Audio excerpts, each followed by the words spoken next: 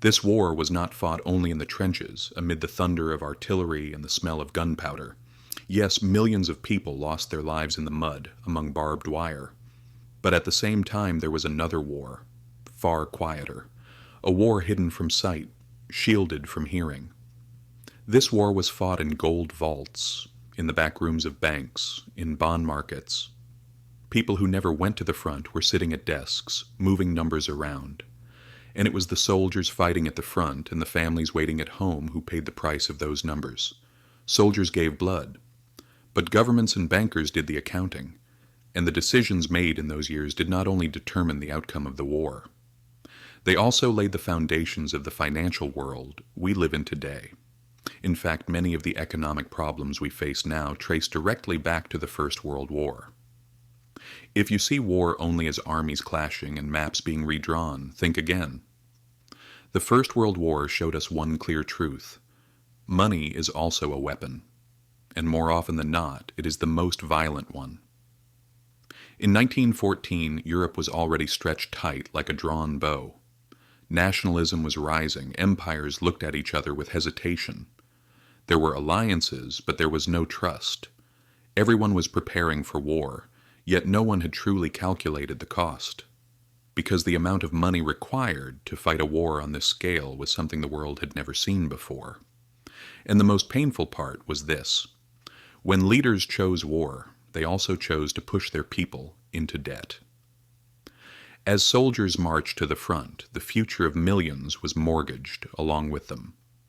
At first, everyone thought it would be short. One more move, one more offensive, and it will be over, they said. They believed they could pay with gold, borrow a little, and rely on public sacrifice. But once the war began, reality revealed itself very quickly.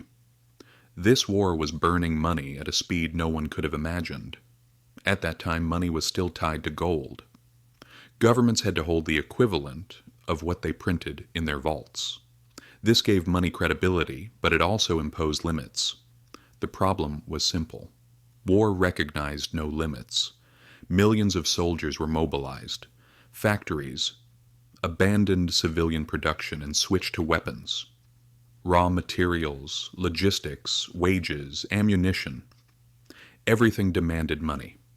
And the mathematics were merciless. Gold would not be enough. It was at this exact moment that a critical decision was made. Government suspended the rules. The gold standard was abandoned. This decision was not announced with grand ceremonies. It was taken quietly. But its impact was revolutionary. Money was no longer backed by gold, but by trust in the state. In other words, money stopped being a piece of metal and became a promise. And once governments tasted this freedom, they never went back. Germany's options were limited. It could not borrow from abroad. The only solution was the savings of its own people. War bonds were sold. Posters were put up. Sacrifice was glorified. Give today, gain tomorrow, they said. But when defeat came, those words meant nothing. The bonds became worthless. People who had worked their entire lives lost their savings. This was not only an economic collapse, it was a deep sense of betrayal, and that betrayal would later lead to far more dangerous consequences.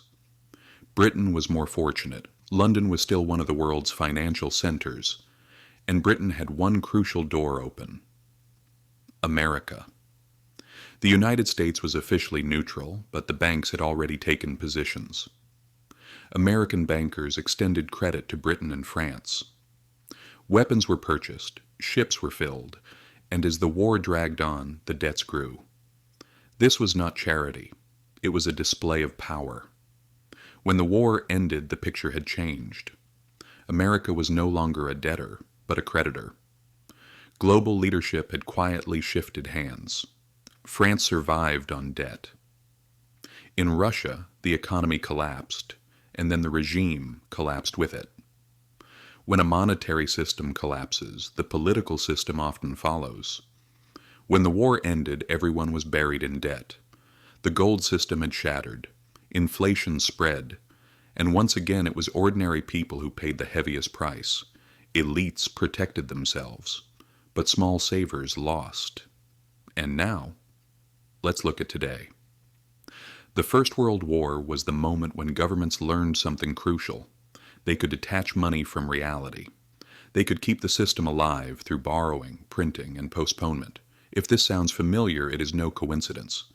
Today's temporary inflations, the normal, growth of public debt, money created at the push of a button, all of it is an inheritance from that era. History does not repeat itself exactly, but its rhythm does not change. And history always tells us the same thing. The system protects itself. The cost is usually paid by those who fail to notice.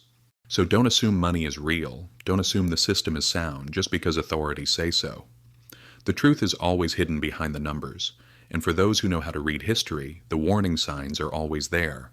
If this narrative gave you a new perspective, subscribe. You're in the right place.